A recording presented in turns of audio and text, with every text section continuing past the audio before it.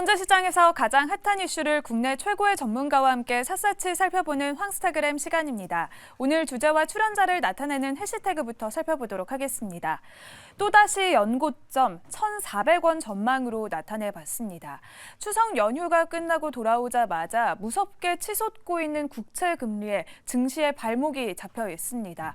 원달러 환율까지 급등하면서 오늘은 1,363.5원의 거래를 마치며 11개월 만에 최고치를 보였습니다.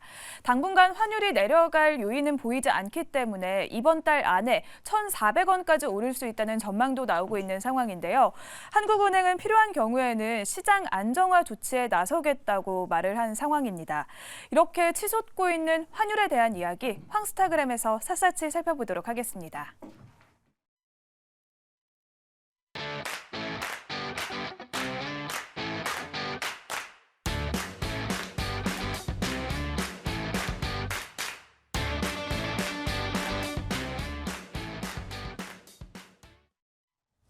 네, 급변하는 시장을 진단하고 그에 따른 대응 전략을 세워보는 시간, 황스타그램 시간입니다. 자, 원달러 환율이 1,360원대로 또 급등했죠. 연고점을 새로 썼습니다. 자, 그리고 미국 국채금리도 10원 넘게 급등하면서 지금 11개월 만에 최고 점을 지금 경신을 했다. 뭐 이런 소식들이 들어오고 있죠. 불안합니다. 이런 시점에서 우리가 한번 전체적으로 좀 짚고 넘어가야 되지 않을까 생각이 드는데요. 그래서 오늘 국내 최고 환율 전문가, 대한민국 환율 대통령이라고 불리는 미주은행의 변정규 전무님 모셔보고 전체적으로 한번 좀 이야기 나눠보도록 하겠습니다. 어서 오세요. 안녕하세요. 반갑습니다. 어떻게 보고 계십니까? 좀 불안하지 않습니까? 지금 10년 만기 미 국채 수익률이 연 4.8% 넘어섰고 지금 5%대도 넘어갈 수도 있다, 뭐 이런 이야기들이 나오고 있잖아요. 네. 전체적으로 어떻게 좀 보고 계신지 좀 궁금합니다. 금융시장의 변동성이 매우 커졌죠. 예. 수익률이 특히나 그 10년물 미국 국채 수익률이 급등을 했습니다. 네네네. 4.8%를 넘어섰고요.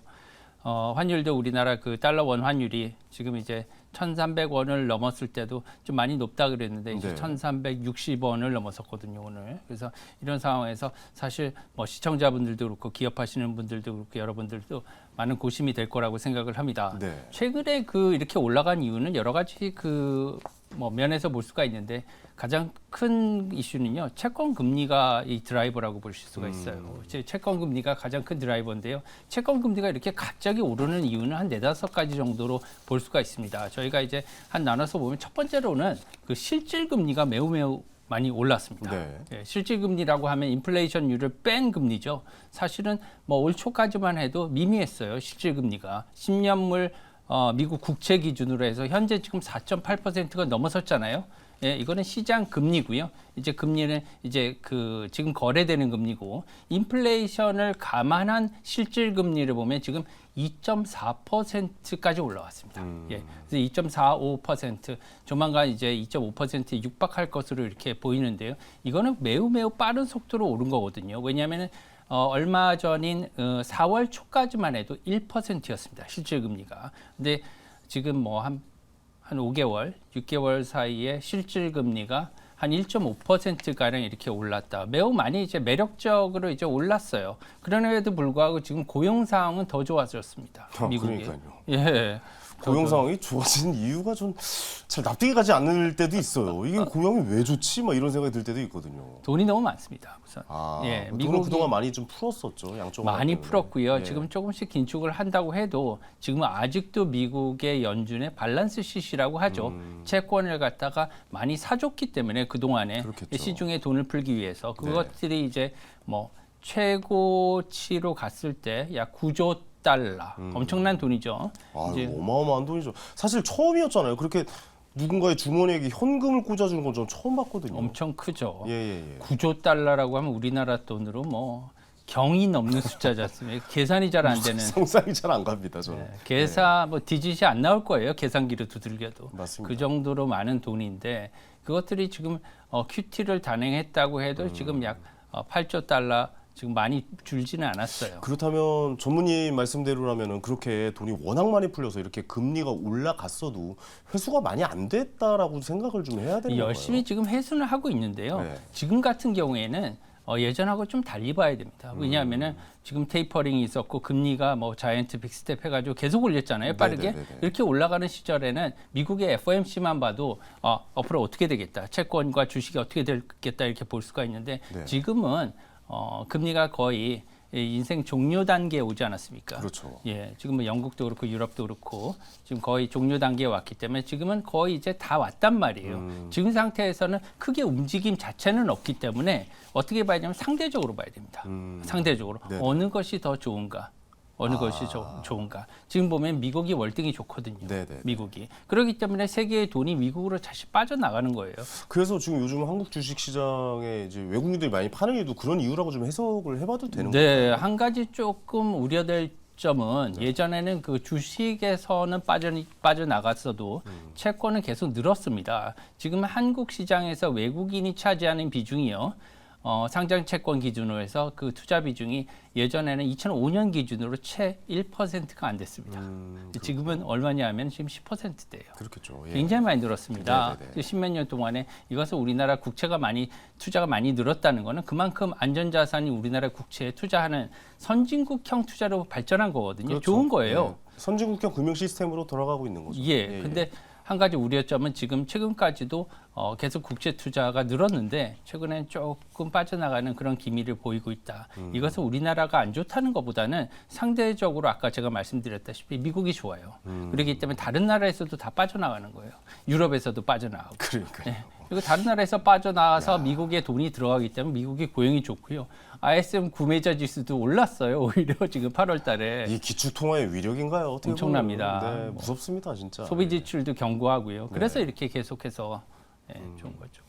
알겠습니다. 연준 통화 긴축 장기화 가능성에 또 대규모 국채를 내다파는 이른바 뭐 채권, 뭐 자경단, 뭐 이런 이야기가 좀 나오고 있어요. 뭐 다시 돌아왔다, 자경단이. 이거 어떻게 뭐 무슨 말인지 저는 좀 처음 보고 채권 자경단이 뭐지? 뭐 이런 생각을 했었거든요. 비질란트라고 하는데요. 네. 가끔가다 하는데 그렇게 중요한 말은 아니지만 항의를 하는 채권 보유자를 뜻합니다. 네. 항의하는 거죠. 지금 뭐냐면은 지금 미국의 부채가 너무 많았기 때문에 지금 부채 한도 협상 이후에 미국이 쓸 돈이 많지 않습니까? 네네. 부채를 갖다가 많았는데 더 쓰려면 지출이 많아지려면은 계속해서 채권을 갖다가 찍어내야 돼요. 지금 찍어내는 양이 굉장히 많이 늘었습니다. 원래 그 5월 달에 저희가 예상했던 미국 국채 발행량이 한 그 2,700억 달러 정도 됐었거든요. 네. 근데 실제로 지금 그 3, 4분기에 미국 국채 발행량이 1조 달러가 넘었습니다. 굉장히 많이 늘었죠. 그러네요. 네, 너무 많이 늘었으니까 그만큼 금리가 올라가고 여기에 대해서 불만을 가지고 있고 기본적으로 이런 자경단이라는 거는 협박을 하는 거죠. 미국 그 발행자인 미국 정부한테 네. 우리는 이렇게 많이 들고 있지만 너네들이 부채를 기본적으로 많이 갖고 있기 때문에 부채가 많으면 채권 가격에 안 좋은 영향을 끼치지 않습니까? 네. 우리는 기분이 나쁘다. 그래서 대규모로 팔 수 있으니까 위협을 하겠다. 그래서 앞으로는 똑바로 하라는 거죠. 함부로 하지 말아라. 예. 니들 원하는 대로. 예, 그렇게 되면 이런 미국이 의미로 발행을 해석해야죠. 잘 못하게 돼 있죠. 그렇겠네요. 알겠습니다. 이제 그러면 전체적인 이야기를 해봤고 우리 시장 이야기를 해보면은 지금 10년물 금리가 국고채죠. 국고채 10년물 금리가 4.3% 선을 돌파한 가운데 뭐 4.7%까지 추가로 좀 상승할 수 있다. 뭐 이런 분석 나오고 있는데 이게 확실히 좀 걱정되는 건 시장에 좀 악영향을 주지 않을까라는 걱정이 좀 있어요. 어떻게 보고 계신지도 좀 궁금해요. 국내 시장은요. 상대적으로 우리나라 국채 그 시장 금리는 뭐 채권 금리는 국내 시장 금리는 미국에 비해서는 소폭 덜 오른 건 다행입니다. 네네. 뭐 그 반대로 말하면 지금 금리가 덜 올랐기 때문에 더 오를 여지는 또 있다는 거죠. 게다가 지금 그 아까 제가 말씀드렸다시피 외국인들 조금 팔고 있는 추세이기 때문에 지금 조금 더 국채 금리가 상승할 수 있는 여력은 있겠습니다. 4.7%까지 갈지 안 갈지는 그는 모르겠지만 네. 지금 현재 4.4% 정도 지금 4.0%에 4.3%에서 왔다 갔다 하는데 조금 더 오를 여지는 있다고 이렇게 생각하고요. 가장 중요한 건 이제 10월 달에 한국은행 금통위가 있습니다. 네네. 19일 날. 이것이 이제 가장 큰 중요한 이슈일 텐데요. 여기서 이제 그 한국은행 이창용 총재가 금리를 인상할지 올릴까요? 지금 이 상황에서. 동결할지 예. 많은 영향을 줄 것입니다. 저는 올리기 쉽지 않아 보인다라고 좀 생각은 들긴 하거든요. 왜냐면 지금 가계 대출도 그렇고 지금 이 상황도 그렇고 좀 진짜 안 좋은 좀 약한 고리들이 터지지 않을까 그렇게 되면 뭐 그런 생각도 좀 하거든요. 녹록지 않은 상황이죠. 사실은 네네네. 이쪽을 보자니 이쪽이 걱정되고 저쪽을 보자니 또 이쪽이 걱정되고. 또 안 따라갈 수는 없는 상황이죠. 네. 게다가 금리는 지금 미국은 한 번 더 올릴 수 있는 가능성이 분명히 있습니다. 그럼요. 예, 그것을 이제 주시하겠지만 그냥 놔둘 수는 없는 상황이거든요. 그래서 이런 것들을 본다면 고려는 할 겁니다. 이제 올릴지 않을지 모르겠지만 고려는 하되 이런 것들은 이제 국내 금융시장에 말씀하다시피 여러 가지 영향을 많이 주고 있기 때문에 지금 부채 문제가 완전히 해결된 상황이 그럼요. 아니거든요. 네네네. 그래서 뭐 잘 봐야 될 것 같습니다. 그래서 뭐 부동산 PF 문제도 있고 사실 네. 뭐 가계부채 문제도 있고 사실 뭐 영끌종 뭐 이런 사람들도 굉장히 많이 나와 있고 좀 대출도 가계대출도 엄청나게 들어있는 상황에서 금리를 올리겠다. 그렇다면 뭐 주담대나 이런 건 9% 가까이 갈 수도 있는 상황. 야 이거 진짜 그런 상황이 올까도 한번 좀 지켜봐야 가장 되는. 중요한 예. 거는요. 사실은 올릴까 안 올릴까의 문제보다 미국이 고금리를 장기화 계속 갖고 가겠다는 것이 중요합니다. 그러면은 우리나라도 네네네. 쉽게 못 내리죠. 그렇죠. 예, 그래서 예, 예. 뭐 많은 사람들이 내년 상반기, 뭐 빠르면 올해 하반기에 한국은행의 기준금리를 내릴 것이다 이렇게 예상을 했지만 그런 네네. 것은 이미 물 건너간 상황이고요. 이제 내년 늦어도 빨라도 내년 초 이후로 이렇게 다들 생각을 하고 있는 그런 상황입니다. 알겠습니다. 환율 이야기를 좀 해봐야 될 것 같아요. 지금 뭐 1,400원대 오는 것을 대비해야 된다. 뭐 이런 이야기도 이제 나오고 있어요. 그러면 1,400원대면은 사실 경기가 좀 한참 금리가 한참 오를 때, 그러니까 안 좋았을 때 거의 잠깐 넘었다가 다시 내려온 작년에 뭐 그런 일은 있었지만 1,400원대까지 갈 수 있을 수도 있겠다 이런 이제 이야기들이 또 나오고 있는 상황. 어떻게 보고 계십니까? 1,400원대로 가면 좀 이거 좀 빨간불 켜지는 건 아닐까라는 걱정이 들기도 하는데요. 뭐 1,400원이라는 숫자는 좀 공포스럽죠. 너무 공포스러워. 예, 굉장히 뭐 높다고 생각해서 네네네. 1,300원도 높다고 생각하는데요. 네네네. 과거의 20년 동안의 평균을 이렇게 보면 2000년대 한 1,130원 정도가 됐었습니다. 근데 지금 이렇게 1,300원대가 하니까 저희가 한 300원 이상 이렇게 200원 이상 300원 가까이 이렇게 올라간 상황이거든요. 네네. 지금 이렇게 환율이 올라간 이유를 정확히 봐야 되는데 그건 뭐냐면은 상대 통화가 다들 약세를 보이기 때문입니다. 상대 통화가 유로화가요 계속 지금 내려가고 있어요. 유로화가. 예, 유로당 지금 달러 환율이 1.05까지 이렇게 내려왔고요. 작년 기준으로 보면은 유로존이 금리 인상을 하기 전인 6월 정도에 어느 정도였냐면 1.1 유로당 1.1달러 정도가 됐었거든요. 네네네. 그렇게까지 내려갈 것인가 이렇게 생각할 수는 있겠지만 지금 조금 더 내려갈 소지가 있고요. 또한 엔화 같은 경우에는 계속해서 달러에 대해서 엔저를 나타나고 있거든요. 네, 엔화를 방어하겠다라고 이야기까지 나온 것 같은데도 그러더라고요. 밤사이에 개입이 거의 기정사실화된 것 같아요. 네네네. 예, 지금 150엔 달러당 150엔을 넘었기 때문에 그때 갑자기 이렇게 내려왔거든요. 그래서 부인은 했지만 재무관이 지금 시장에서는 개입이 있었던 걸로 이렇게 생각을 하고 있습니다. 예, 예. 그러면 그 또 일본계 은행에 계셔서 엔화 이야기를 또 안 여쭤볼 수가 없는 게 엔화가 지금 뭐 계속 약세입니다. 그러니까 저는 890원, 896원까지 봤어요. 896원까지 봤다 오늘 보니까 뭐 810원, 뭐 20원 왔다 갔다 이렇게 좀 하는 것 같아요. 엔화가 좀 약세가 계속 좀 요 정도 금액에서 왔다 갔다 할까요? 아니면 그래도 한 번은 좀 자리를 좀 위쪽을 예. 잡을 시간이 올까요? 우리나라 사람들한테는 사실 엔원 환율이 중요하죠. 네네네. 달러에는 150엔을 기록을 하고 있지만 엔원 환율은 지금 그 엔화당 뭐 지금 저희가 한 10원 정도, 뭐 90원, 뭐 이 정도 900원 이 정도 지금 하고 있는데 900원을 중심으로 지금 당분간은 조금 그 약세를 면키 좀 어려울 것이다 이렇게 생각을 해요. 왜냐하면은 예. 지금 사실 가장 중요한 건 뭐냐면은 지금 일본은행 당국의 개입 가능성이 있고 실제로 개입했을 가능성도 있지만 네네. 개입의 실효성이 없다는 겁니다. 예, 작년까지는 뭐냐면은 작년에는 구로다 총재가 이임하는 것이 확실히 했습니다. 그렇기 네. 때문에 신임 총재가 들어서면 통화 정책을 바꿀 수도 있기 때문에 무서워했어요. 바꾸면은 나중에 환율이 훅 떨어지면 어떻게 할까? 금리를 인상하면. 근데 이런 가능성이 전혀 없어졌거든요. 네. 그렇기 때문에 지금은 통화 정책 마이너스 금리를 돌리는 수밖에 없는데 그것은 올해 말까지는 이루어질 가능성이 거의 없습니다.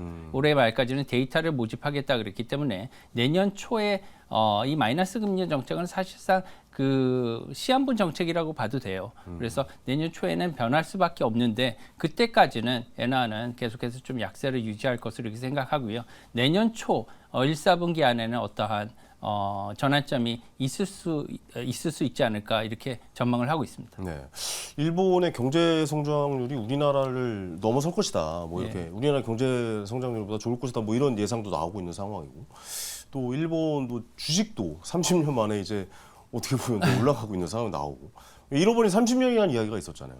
근데 일본 경제가 좀 좋아진다라는 이야기가 좀 있었는데 어떻게 보십니까? 일본이 경제 패권자로서 다시 한번 급부상할 수 있는 환경이 나올 수 있을까요? 아니면은 그 정도까지는 아니다. 근데 일본이 그래도 이 저력이 있으니까 이렇게 버티는 거지 그렇게까지 올라가지는 않을 것이다. 뭐 이렇게 보고 계신지 좀 궁금하긴 하네요. 네, 가장 중요한 거는 아까 조금 전에 말씀드린 그 일본의 마이너스 금리 정책, 통화 정책에 달려 있다고 봅니다. 그 이제 바뀐다라고 좀 발표를 했잖아요. 바뀔 수밖에 없는 게요. 네네네. 지금 일본은 소비 진척을 해야 되거든요. 그래서 소비를 내수를 강화를 해야 되는데 지금 돈이 밖으로 다 새고 있습니다. 네네. 소위 그 엔캐리 때문에요. 그렇죠. 전부 다 엔이 약해지니까 약해진 통화를 누가 갖고 있겠습니까? 전부 다 다른 통화로 바꾸죠. 그렇죠. 더 세지는 통화를 사야겠다. 해외 투자를 많이 하죠. 해외 일본 투자 많이 사람들이. 하죠. 예, 예. 이게 돌아와야 됩니다. 네. 그러기 위해서는 금리가 올라야 돼요. 금리가 지금 마이너스 금리니까 예금도 안 하고요. 사람들이 다 해외를 나가죠. 그렇죠. 이것들이 돌아와야 됩니다. 저만 해도 그럴 것 같습니다. 예, 굳이 뭐 일본에다 부동산 사고 일본 뭐 어떤 주식을 사고 이럴 거 뭐 예금을 넣는 것보다 그 해외 자금 중에 우리나라에 들어오는 그 현금 자본들도 꽤나 많잖아요. 뭐 네. 대부업체라든가 뭐 이런 쪽도 현금이 꽤 많이 도는 걸로 알고 있는데 그럼 기조가 바뀌면서 일본의 경제는 어떻게 보면 한 단계 더 올라갈 수 있을 거라고 보십니까? 뭐 올해 말까지는 뭐 우리나라 사람들이 뭐 100엔샵에 많이 가잖아요. 네네네. 900원에 이제 뭐 살 수 있을 그런 상황이라고 생각을 해요. 내년 가면 이게 다시 1,000원으로 이제 올라갈 것으로 이렇게 생각을 하는데 네. 시간이 좀 걸리고요. 시간이 걸릴 그때까지는 것이다. 이제 좀 금리를 갖다 확실하게 올리면 1%가 올라가면 반드시 돌아올 것으로 이렇게 생각을 합니다. 알겠습니다. 오늘 전체적으로 통화 정책 그리고 뭐 국채 금리에 대해서 한번 이야기 나눠봤습니다. 오늘 너무 좋은 말씀 감사하고요. 다음에 또 모셔보고 이야기 나눠보도록 하겠습니다. 감사합니다. 감사합니다. 자, 오늘 이제 스타키 또 마칠 시간입니다. 오늘 좀 많이 놀라셨을 것 같아요. 연휴 좀 쉬셨다가 갑자기 뭐 2% 넘게 하락하고 막 이런 장이었는데 걱정 많으셨을 것 같습니다. 당첨자 지금 밑에 나갔습니다. 이분께 제 책 선물로 보내드리도록 하겠습니다. 자, 오늘 시간 여기서 마치고요. 저는 내일 저녁에도 생방송으로 7시에 찾아뵙겠습니다. 황현이었습니다. 감사합니다.